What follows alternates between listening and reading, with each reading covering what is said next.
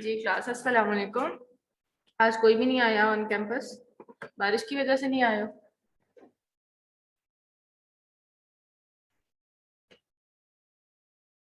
आवाज आ रही है आप लोगों को?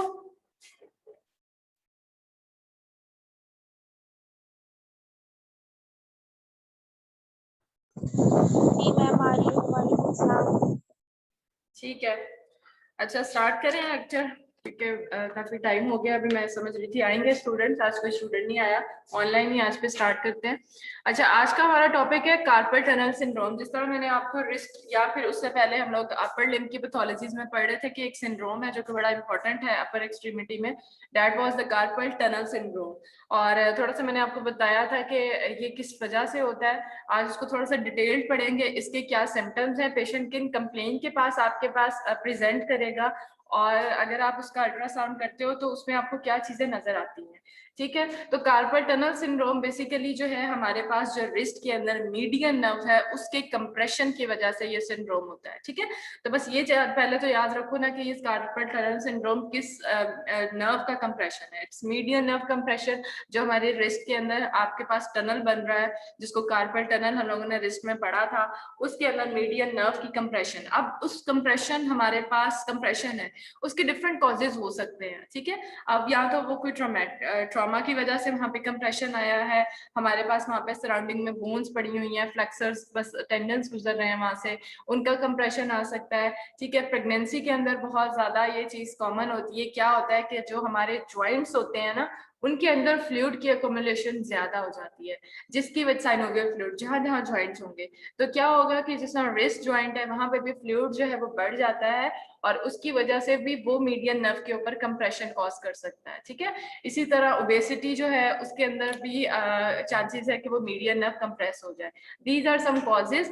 ठीक, पेशेंट फिर ये कंप्रेशन के बाद कुछ कंप्लेन्स के साथ आता है। आपको ये चीज पता होगी कि हमारे पास जितनी भी नर्व की कोई भी डिजीज होती है, न्यूरोपैथी के अंदर जो आपके पास सिम्टम्स आते हैं, पेशेंट प्रेजेंट करता है, वो ज्यादातर जो है वो आता है आपके पास टिंगलिंग सेंसेशंस के साथ।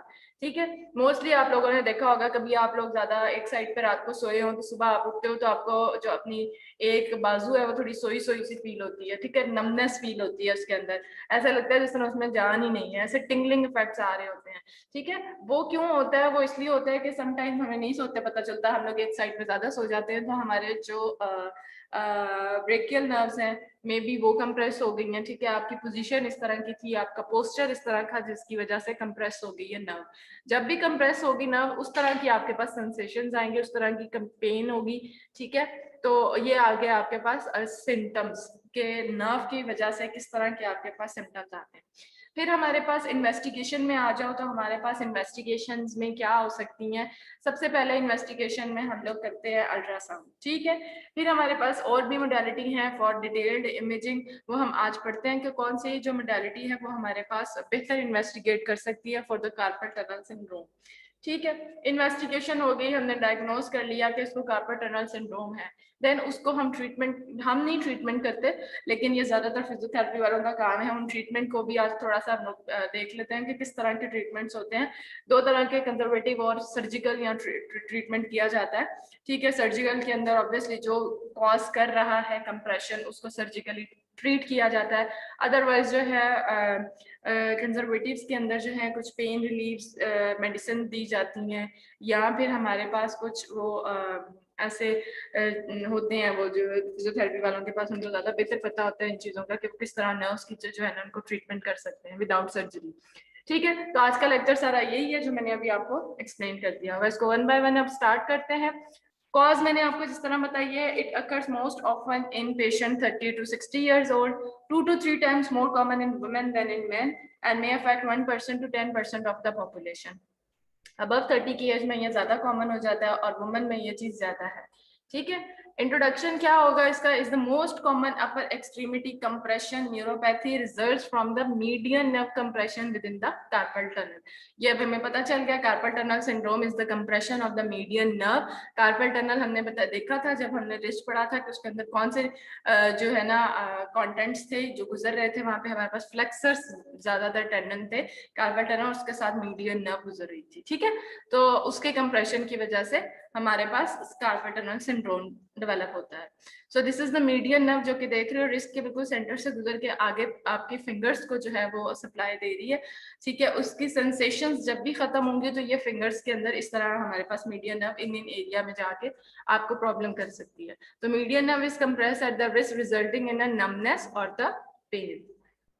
अच्छा, कार्पल टनल की एनाटमी अगर देखें तो हम लोगों ने रिस्ट में ये चीज पढ़ी थी कि कि किस तरह में बनता है, उसके कंटेंट्स क्या हैं और उसकी बाउंड्रीज और इंटीरियर पोस्टीरियर हमारे पास। ये बस आपने याद करना है। पोस्टीरियर बॉर्डर हमारे पास कार्पल बोन्स बना रही है, इंटीरियर बॉर्डर हमारे पास कार्पल लिगामेंट बना रहा है। उसके जो साइडों पे बाउंड्रीज हैं प्रोक्सिमल और डिस्टली, उसको जो है हमारे पास जो बोन्स थी लास्ट में पिसिफॉर्म और नीचे जो थी hamate and tubercle of trapezium, ये हमारे पास बाउंड्रीज हमारी बोन्स की बनाई थी। अगर इस पिक्चर को देखो तो आपको अंदाजा होगा कि बोन्स किस तरह हमारी इनको क्या कहते हैं उसकी कार्पल टनल की पूरी चारों तरफ की बाउंड्रीज बनाई थी। उसके सेंटर में बिल्कुल मीडियन नर्व मिलेगी। कंटेंट्स हमारे पास हमें पहले पता है कि इसके अंदर फ्लेक्सर्स डिजिटोरम या हमारे पास जितने भी फ्लेक्सर्स टेंडन्स हैं that will be passing through this tunnel, और मीडियन नर्व के बिल्कुल सेंटर में हमें मिलेगी, सुपरफिशियली मिलेगी। अगर मैं आपको दिखाया भी था इसके अंदर बिल्कुल राउंडेड सी एक, और उसके अंदर एकोजेनिक छोटे छोटे से डॉट्स नजर आ रहे थे, that represents the median nerve, ठीक है। That is the anatomy. Patient किन कंप्लेंट्स के साथ प्रेजेंट करेगा? नंबर 1 इज द पेन, ठीक है। दूसरी है टिंगलिंग एंड नमनेस। टिंगलिंग भी वो ऐसे होता है ना जैसे कैसे इसको कह सकते हैं, जैसे वो क्या कहते हैं इसको, टिंगलिंग को, वो जैसे सुइयां चुभना या फिर ऐसे ऐसे फील होना जैसे कोई चीज अंदर मूव कर रही है, ऐसे उसको टिंगलिंग इफेक्ट कहते हैं। और नमनेस तो आपको पता है जिस तरह बिल्कुल ही उसके अंदर जान ही नहीं है, नम हो जाता है वो। और पेरेस्थीजिया या thinner muscles atrophy, thinner muscles कौन से हमारे जो थंब के मसल्स है उनकी एट्रोफी हो जाती है। पेशेंट इन कंप्लेंट्स के साथ आपके पास प्रेजेंट करेगा तो आप कह सकते हो कि ये अगर इस तरह की सेंसेशंस उसको नहीं आ रही हैं तो दैट मीन्स उसको कोई नर्व की प्रॉब्लम आ रही है। और जो नर्व की प्रॉब्लम है वो मोस्टली अगर रिस्ट के पास उसको फिंगर्स में इस तरह की प्रॉब्लम आ रही है, और आपको पता है कि मीडियन नर्व जो है वो सप्लाई कर रही है, ठीक है। तो मीडियन नर्व के कंप्रेशन की वजह से इन कंप्लेंट्स के साथ पेशेंट प्रेजेंट कर सकता है। रिस्क फैक्टर स्किन के अंदर ये डेवलप हो सकता है, फीमेल्स के अंदर ज्यादा कॉमन है ये कार्पल टनल। उसके अलावा ओबेसिटी, ठीक है, cigarette smoking and vibration associated with job task.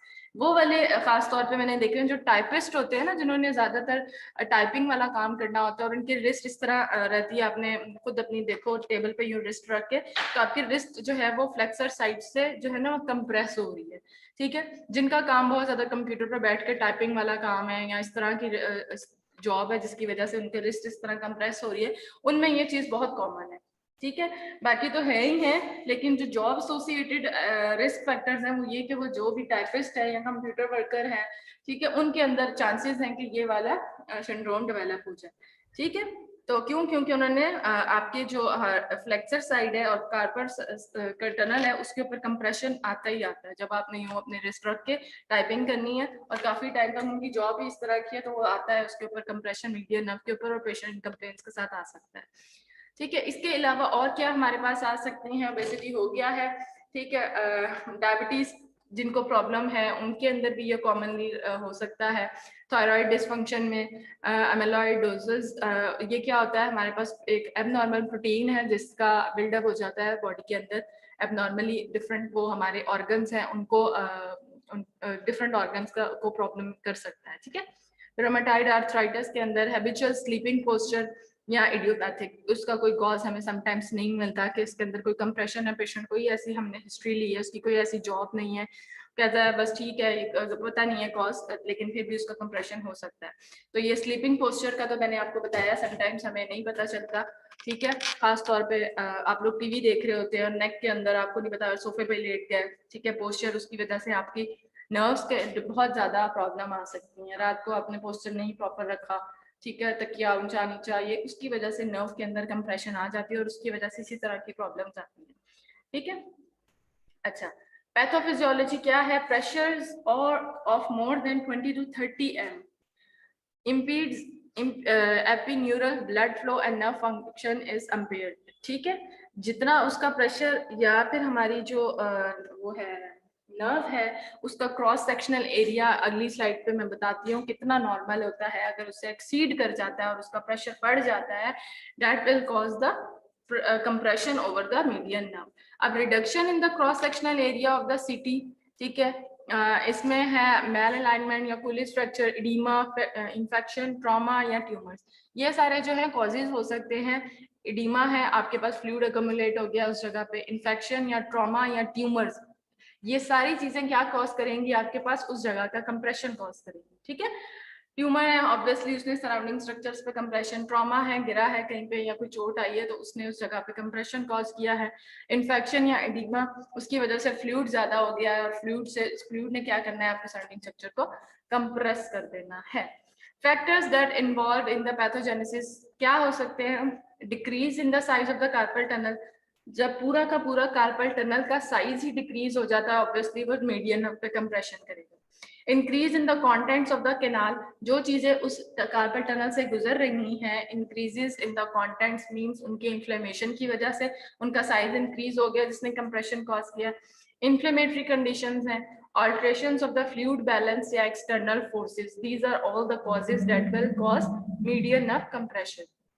अच्छा, डायग्नोसिस की तरफ आ जाओ। अब हम लोग मैंने आपको बताया था एक तो हम लोग डायग्नोसिस करते हैं थ्रू टेस्ट, ये फिजियोथेरेपी वालों को टेस्ट के बारे में काफी अंदाजा होगा कि उसके पास अगर पेशेंट इन कंप्लेंट्स के साथ आया तो वो सबसे पहले उसका कोई टेस्ट करेंगे। ठीक है, वो टेस्ट मैं अभी आपको बताती हूँ कौन कौन से टेस्ट होते हैं। ठीक है, और उन टेस्ट को देखते हुए अगर वो पेन कॉज कर रहे हैं, नमनेस हो रही है जो हमने अभी उसके सिम्टम्स पढ़े थे, तो वो हम लोग उस तरह भी डायग्नोस कर सकते हैं। ठीक है, अदरवाइज जो इन्वेस्टिगेशन में जाएं तो फिर हम लोग फिर इमेजिंग मोडालिटीज की तरफ उसको जाके मीडियन नर्व को प्रॉपर्ली विजुअलाइज कर सकते हैं। तो ये हमारे पास टेस्ट हैं जिसको हम ये करवा के उसको जो है देखते हैं। Number 1 is the wrist flexion nerve, फिर दूसरे नंबर पे हमारे पास नर्व परकशन और टॉर्निकस टेस्ट। ठीक है, अब इनको 1 बाय 1 देख लेते हैं। नंबर 1 साइन जिसको हम डायग्नोज करने के लिए ये 3 आप लोगों ने याद रखे। Number 1 is the Tinel sign. इसमें क्या होता है कि आपके इस तरह परफॉर्म करते हैं कि इसकी पहले पिक्चर देखो आपको समझ आए। ये देखो यहाँ से ना मीडियन नर्व गुजर रही है। ठीक है, फिंगर से ना आपको इस जगह पे इसको टैप करते हैं, इस तरह tap tap tap tap tap tap. इस जगह टैप करने से पेशेंट कंप्लेन करेगा, उसको सेंसेशन, पेन्स एंड नीडल्स, इस तरह के उसको टिंगलिंग इफेक्ट्स आना स्टार्ट हो जाएगा जब आप उसके नर्व के ऊपर इस तरह का कंप्रेशन दे रहे हो। ठीक है, तो it is perform by lightly tapping over the nerve to elicit a sensation of tingling or pins and needles in the distribution of the median nerve। तो एक इसको टेस्ट को कहते हैं टीनल टेस्ट। इसके लिए हम लोग टैप करते हैं मीडियन नर्व को, जिसकी वजह से पेशेंट कंप्लेन करेगा, उसको टिंगलिंग और पिंस और इस तरह उसको ऐसे लगता है सुइयां चुभ रही होती हैं उसके हाथ में या इस तरह करके उसको सेंसेशंस आती हैं। तो आप इसको डायग्नोस करने के लिए ये टेस्ट कर सकते हैं। ठीक है, दूसरा है फैलन टेस्ट। ये क्या होता है कि इसमें आप पेशेंट के दोनों रिस्ट को, पिक्चर पहले देखो, इस तरह दोनों जो आपके हैंड्स है ना उनको इस तरह दोनों को साथ मिला के नीचे की तरफ को जो है इस पोजीशन में रखते हो। इस पोजीशन में 30 सेकंड्स के लिए पेशेंट को कहेंगे कि आपने अपने हाथ को इस तरह रखना है, तो पेशेंट साथ ही कंप्लेन करेगा पेन के साथ और उसको वही सिम्टम्स अपीयर्स होंगे। तो आप कहोगे कि ये डायग्नोस करने के लिए कि इसको कार्पल टनल सिंड्रोम है। ठीक है, the patient is asked to hold their wrist in complete and forced flexion, जो कि मैंने अभी पोजीशन बताई है, 30 to 60 सेकेंड्स के लिए the reappearance of the symptoms occur. ठीक है, ये दूसरा टेस्ट आपको बस मैं अगर पिक्चर देती हूँ डायग्राम में इन टेस्ट की, तो आप फौरन से टेस्ट बता दो ये टेस्ट कौन सा परफॉर्म किया जा रहा है। और अगर मैं पूछती हूँ कि ये वाला टेस्ट है तो ये किस लिए परफॉर्म किया जाता है, तो diagnose the carpal tunnel syndrome. ठीक है, ये देख लिया आपने, ये फैलन टेस्ट। फिर तीसरा है रिवर्स फैलन टेस्ट। ये जो नीचे की तरफ हाथ है, जिस तरह प्रेइंग पोजीशन होती है ना, ये देखो ये वाली आपके हैंड्स ऊपर की तरफ, इस पोजीशन में भी आप या फिर आप एक हाथ को पीछे की तरफ फोर्सफुली एक्सटेंड करोगे तो पेशेंट कंप्लेन के साथ आपको प्रेजेंट करेगा। और उसमें भी ये होता है कि पेशेंट की सेंसेशंस उसी तरह आपको क्या कह सकते हैं फील होंगी। ठीक है, तो उसमें आप डायग्नोज कर दोगे कि इस पेशेंट को क्या है, कार्पल टनल सिंड्रोम। तीनों टेस्ट याद रहें, ठीक है। तीनों क्या होता है, आपने टैप करना है, दूसरा क्या है, आपने फैलन टेस्ट, और तीसरा रिवर्स फैलन टेस्ट, ठीक है। तो ये टेस्ट परफॉर्म किए जाते हैं to diagnose the carpal tunnel. अच्छा, एक और है टेस्ट जिसको कहते हैं डर्कन टेस्ट। इसके अंदर क्या होता है, direct compression is applied to the median nerve for 30 second with the thumb. अब उसके अंदर जो टीनल था, उसके अंदर क्या करते थे, हम टैप कर रहे थे, हल्का हल्का हल्का, जिस तरह टैप करते हैं ना, टैपिंग वाली इसमें थी। इसके अंदर आपने खुद से उसके ऊपर थोड़ी 30 सेकंड्स के लिए कंप्रेशन देना है, जिसको डर्कन टेस्ट कहते हैं। Patients with CTS, carpal tunnel syndrome, usually have symptoms of numbness, pain, and paresthesia in the median nerve distribution. Compression दिया, पेशेंट के आगे सेंसेशन इसी तरह खत्म, ठीक है। उसको पेन आना स्टार्ट हो जाएगी, नमनेस शुरू हो जाएगी, दैट मींस उसके कार्पल टनल सिंड्रोम है। इस तरह मीडियन नर्व कंप्रेशन दे रहे हैं। फिर हमारे पास क्या है modalities to visualise the carpal tunnel syndrome. We have CT scan, we have ultrasonography and MRI, ठीक है। ये हमारे पास मोडेलिटीज हैं जिससे हम लोग मीडियन नर्व को देख सकते हैं। बट सिटी स्कैन हमारे पास, हमें पता है कि it displays the bony structure clearly but does not define the soft tissue accurately. तो सिटी स्कैन कैंसिल, खत्म, हम इससे अपने मीडियन नर्व या कार्पल टनल सिंड्रोम को रूल आउट नहीं कर सकते। दूसरा हमारे पास आ गया अल्ट्रासाउंड, और तीसरा एमआरआई। अल्ट्रासाउंड के अंदर अब ये डायनामिक इमेजिंग है, ठीक है। इसके अंदर हम लोग कुछ टेंडेंस की ड्यूरिंग स्कैन मूवमेंट करवा के उनको विजुअलाइज करते हैं, ठीक है। तो अल्ट्रासोनोग्राफी हमारे पास एक खास एक कंडीशन हो तो ही हम अल्ट्रासाउंड कर सकते हैं, और बेस्ट तो हमारे पास एमआरआई है ही है फॉर द सॉफ्ट टिश्यू। तो अल्ट्रासाउंड में क्या है, it shows the movement of the flexor tendon within the carpal tunnel, but it does not clearly show soft tissue planes, जिस तरह के हम लोग एमआरआई या सिटी के अंदर different planes, axial planes slice by slice ले सकते हैं। इसके अंदर हम लोग उस तरह प्लेन्स नहीं ले सकते हैं, ठीक है। आप बस इसके अंदर ड्यूरिंग मूवमेंट कुछ चीजें देख सकते हो। आप इसके फ्लेक्सर्स वहां से गुजरे, उसकी मूवमेंट करवा के मैंने आपको दिखाया भी था, अपनी फिंगर्स मूव करके किस तरह फ्लेक्सर टेंडन्स मूव कर रहे थे। और अगर वो कोई कंप्रेशन कॉज कर रहे हैं मीडियन नर्व के ऊपर, तो we can visualise it easily on ultrasonography because it's a dynamic imaging, ठीक है। तो आप मूवमेंट के थ्रू जो है वो उसकी कंप्रेशन देख सकते हो।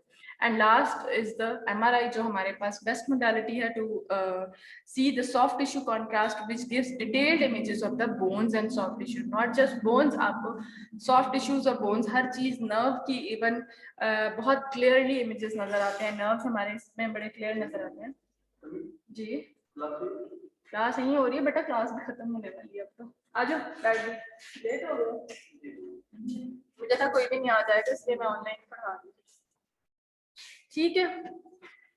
कार्पल टनल सिंड्रोम हम लोग पढ़ रहे थे, और it is due to the compression over the median nerve, ठीक है। ये हमने पढ़ा था, तो उसके बस थोड़े से टेस्ट पढ़े हैं हमने कि किस तरह हम उसको डायग्नोज कर सकते हैं, इसको कंप्रेशन देके इसके ऊपर डिफरेंट इफेक्ट्स के साथ। फिर हम मोडालिटीज अब पढ़ रहे हैं कि इसको हम लोग किस तरह विजुअलाइज कर सकते हैं। सीटी स्कैन है हमारे पास, अल्ट्रासाउंड है, और तीसरा एमआरआई है। CT scan is best for the bony structures, ठीक है, जिस तरह यहाँ लिखा हुआ displays the bony structures clearly but does not define the soft tissue accurately. अब ये मीडियन नर्व का कंप्रेशन है, तो मीडियन नर्व हमारे पास सॉफ्ट टिश्यू कंटेंट है।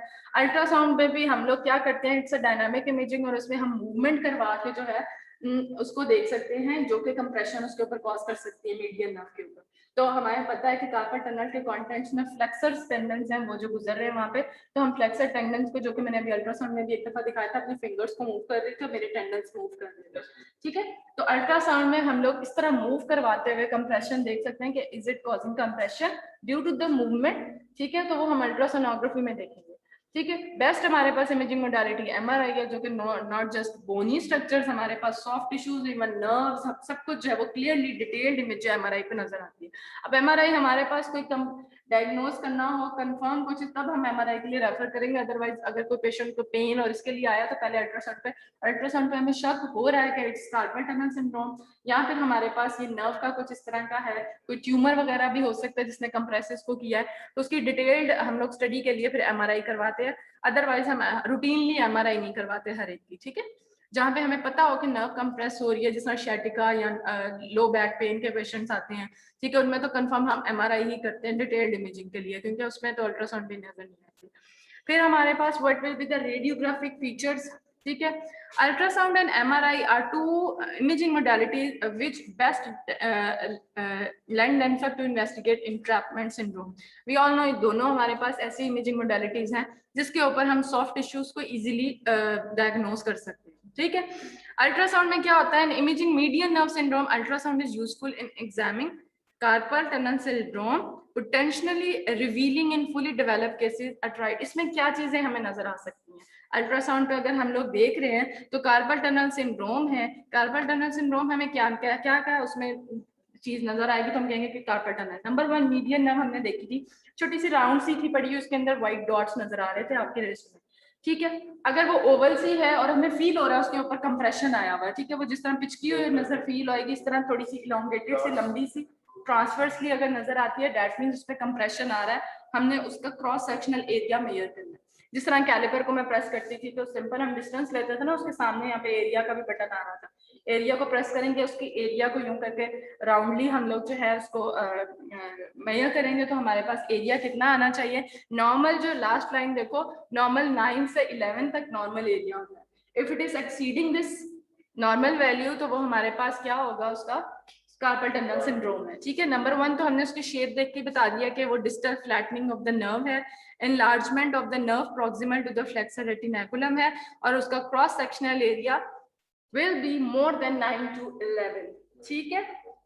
ये आपने रेंज याद रखनी है, this is the normal range. If it exceeds तो वो उसका जो क्रॉस सेक्शनल एरिया है वो जब हम उसको लेते हैं एरिया को, जिस तरह हम अल्ट्रासाउंड पे ले रहे थे उसको मेजर कर रहे थे, if it is more than 11 तो वो हमारे पास कार्पल टनल सिंड्रोम।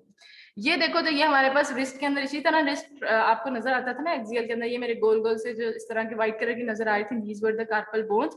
और ये ऊपर जो आपको नजर आ रही है ना राउंड सी, और इसके अंदर आपको छोटे छोटे से व्हाइट डॉट्स नजर आ रही हैं, this is the median nerve. अगर आप इसको गौर करो तो ये इसके अंदर कंप्रेशन आया हुआ है और ये थोड़ी सी पिचकी हुई नजर आ रही है, थोड़ी सी राउंड नहीं मिल रही, आपको ओवल लग रही है और इलोंगेटेड सी लग रही है, कंप्रेशन उस पर है। ठीक है। ये देखो ये इसका क्रॉस सेक्शनल एरिया इस तरह हम लोग लेते हैं। ठीक है। मीडियन नर्व जहां नजर आई, आपने क्रॉस मतलब एरिया को प्रेस किया और इसको सर्कली आपने इस तरह इसको ले जाकर कर्सर को इसको यहाँ पे सेट कर दिया तो आप क्रॉस सेक्शनल एरिया नीचे बता देगा। और if it is more than 11 तो वो हमें बताएगा कि this is carpel tunnel syndrome. अब ये देखो ये कितना इलोंगेटेड होगी, ये इस तरह लंबी सी, इतनी बड़ी नहीं होती है, लेकिन ड्यू टू द कंप्रेशन इसके अंदर इस तरह की इसकी अपीयरेंस है। ठीक है। ट्रीटमेंट अब हमारे पास कार्पल टनल के क्या असर, मैंने 2 बताए थे। नंबर 1 इज द कंजर्वेटिव है, दूसरे के सर्जिकल ट्रीटमेंट है।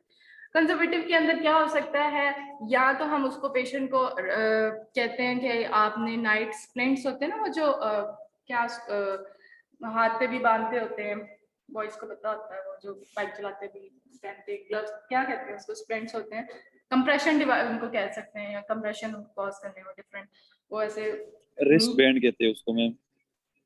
एक तो बैंड होते हैं ना, एक तो स्प्लिंट्स जिनको कहते हैं, वो ये इसी पर्पस के लिए होता है कि आप रात को पेशेंट को कह दो कि आपने इसको पहन के सोना है ताकि जो है उसको रिलीफ मिले उससे।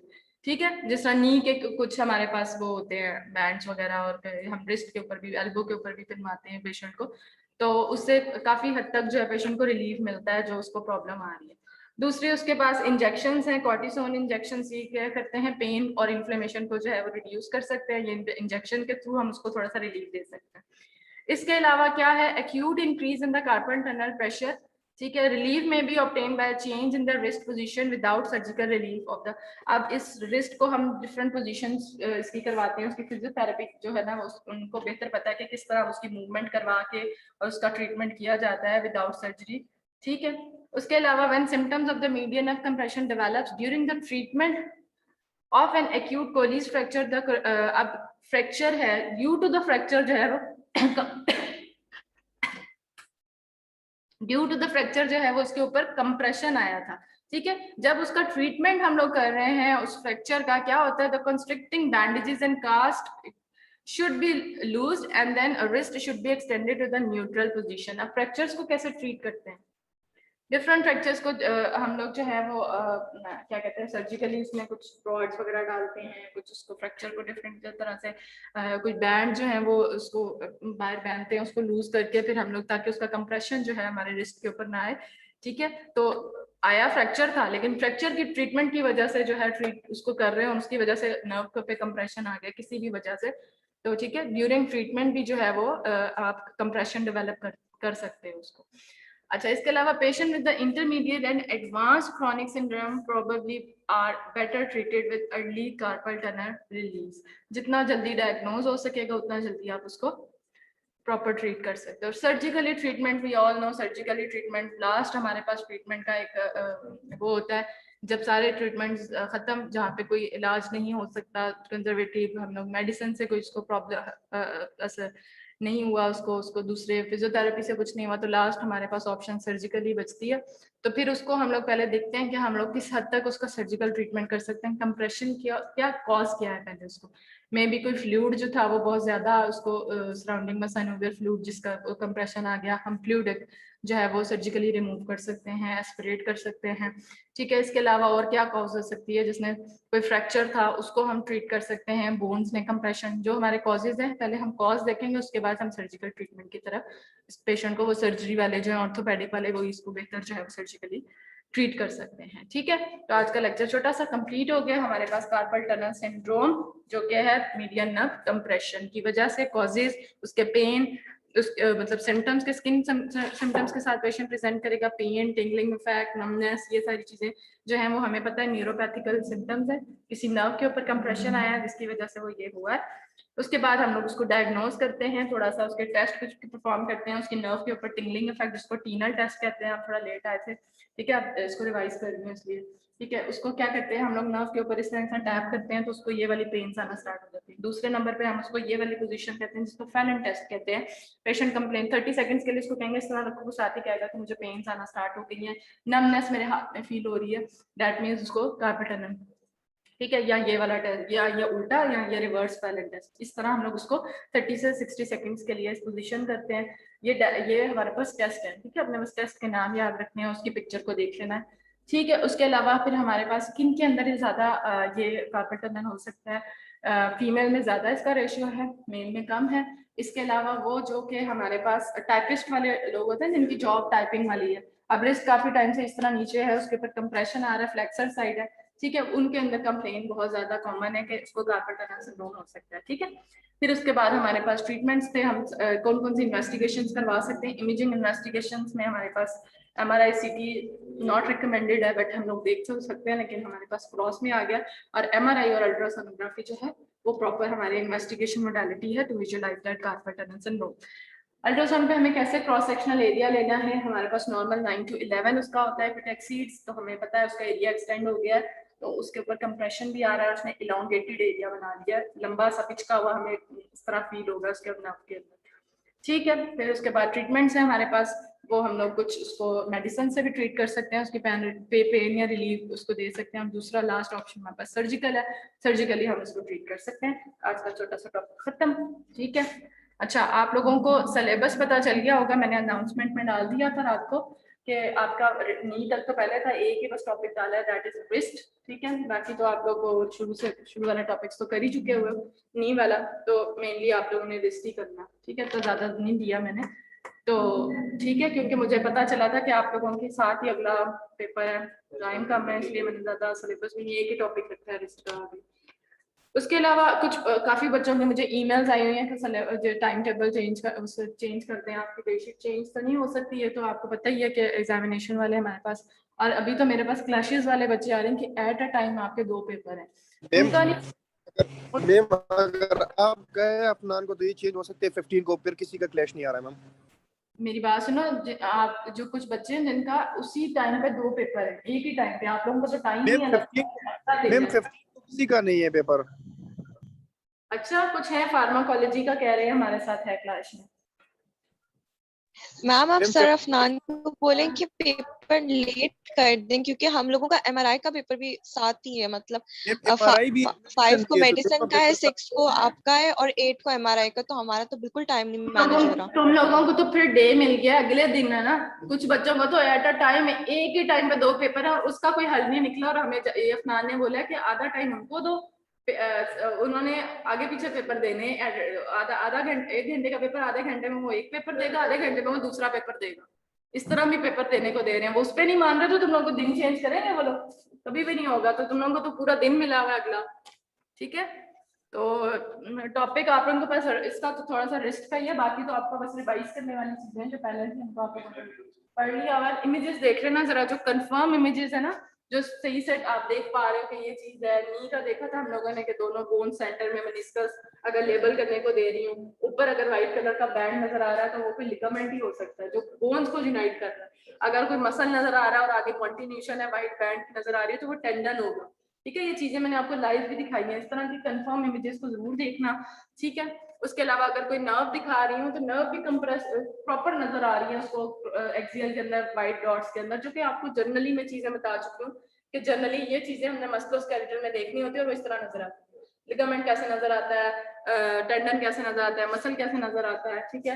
हनीकॉम अपीयरेंस इसमें नजर आती है, ठीक है। नर्व हमारे जो जिसमें शॉर्ट आपको डॉट्स नजर आते थे, ये हमने सबसे पहले लेक्चर में देखा है। हमने लाइव भी देखा है इसको अल्ट्रासाउंड करते हुए कि हमारे पास ये तीनों चीजें हमारे पास कैसे नजर आ रही है। इमेजेस देख लेना, ठीक है। कंफर्म इमेजेस होंगे बहुत, आप ये ना कहना आपके लेक्चर्स में से ही होंगे, क्लियर इमेजेस होंगे, फौरन आप उसको देख सकोगे, ठीक है। उसके अलावा एमसीक्यूज है, वो तो सीधे सीधे एमसीक्यूज होंगे इन लेक्चर में से। कुछ सिनेरियोस बना सकते हैं जिस तरह मैंने पहले बनाए थे कि आपको कंप्लेंट्स पता हो और आपको पता हो कि इन एथलीट्स के अंदर ये पेन आ रही है, ठीक है। वो टेबल को देख लेना अच्छे से, जो टेबल कंप्लेंट वाला था ना, कि अगर कोई ट्रॉमा है, ट्रॉमा के अंदर अब हमें पता था कि ये वाला लिगामेंट या ये टेंडन रप्चर हो गया, ठीक है। तो अगर मैं आपको पिक्चर दिखा रही हूँ कि वो गिर रहा है, दैट मीन्स उसको ट्रॉमा ही है। अगर वो इंटीरियर गिर रहा है, पोस्टीरियर गिर रहा है, वो चीज है, वो भी आपको पता होनी चाहिए कि इंटीरियर उसकी ज्यादा पोजीशन इस तरह का काम है तो आपको इंटीरियर वाली चीजें पता होंगी, ठीक है। इंटीरियर पोस्टीरियर वाली अगर कोई सिनेरियो इस तरह का आता है तो, ठीक है, कि ये वाला कोई था, उसका ये काम था, हैमर वाला काम था उसका, इस तरह मैंने कुछ आपको बताई है। इस तरह के कुछ सिनेरियोज हो सकते हैं, वरना जो है क्लियर मेन वहीं से उठा के एससीक्यूज जो हैं वो सिर्फ 2 नंबर का, ज्यादा से ज्यादा बड़ा भी हुआ तो 2 नंबर का होगा, बहुत बड़े एससीक्यूज नहीं होंगे, ठीक है। उसमें अभी आपको बस कोई डेफिनेशन पूछ लूंगी या कोई ऐसी चीज देखती हूँ, अगर मैं एससीक्यूज देने हुए तो दे दूंगी, नहीं तो कोशिश करूंगी एमसीक्यूज और एक दो इमेजेस ही रखूंगी, ठीक है। लेकिन अभी एससीक्यूज देखती हूँ, अगर बना तो, वरना मुझे नहीं लग रहा कि भी शायद बने, बना भी तो 2-2 नंबर का कोई सीधा सीधा पूछ लूंगी। नंबर को देखते हुए आंसर करना, ठीक है। अगर ज्यादा नंबर का है तो इसलिए उसी तरह उसके डिटेल लिखना कि आपको अगर 5 नंबर का है तो 3 चीजें पूछी होंगी मैंने, 2-2 करके उसका नंबर होगा, तो उनको डिफाइन करना वैसे ही। अगर छोटा सा है तो डायरेक्ट उसका पॉइंट बस लिखो कि ये चीज है, लंबी लंबी कहानियां मत लिखना, ठीक है। तो वो 2-2 नंबर का, इससे बड़ा मैंने कोई क्वेश्चन नहीं देना आपसे, इजी सा होगा। पता है आप लोगों के एक पेपर आगे पीछे ही आ रहे हैं, लेकिन ये मैं आपको पहले कहती रही थी, तैयारी पूरी रखो, आपके पास टाइम शॉर्ट है, मिनट्स की तैयारी रखो, मिनट्स की तैयारी रखो। एक ही टॉपिक मैंने इंक्लूड किया है, रेस्ट का बस, ठीक है। 6 को है ना, 6 को, ठीक है। पेपर भी नहीं बनाया मैंने, अभी पेपर बना लूंगी, पेपर बना कर दिखा दूंगा, तैयारी कर लो।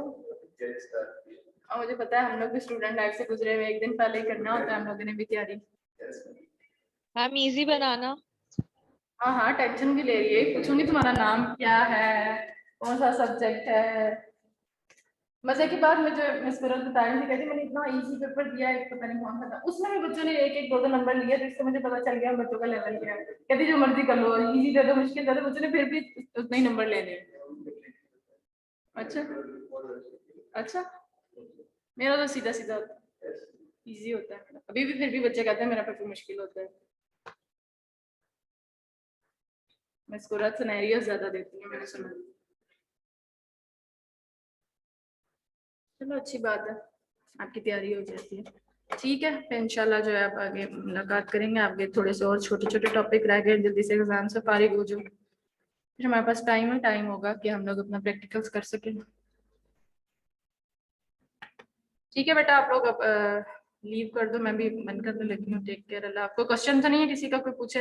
एग्जाम का समझ आ गया, सिलेबस का पता चल गया? अभी भी मुझे कुछ बच्चों की ईमेल्स आई थी, मैं सिलेबस कम कर दें, मैं एक टॉपिक दिया है, आपको एक टॉपिक में भी कम कर दूं, क्या कम करूं?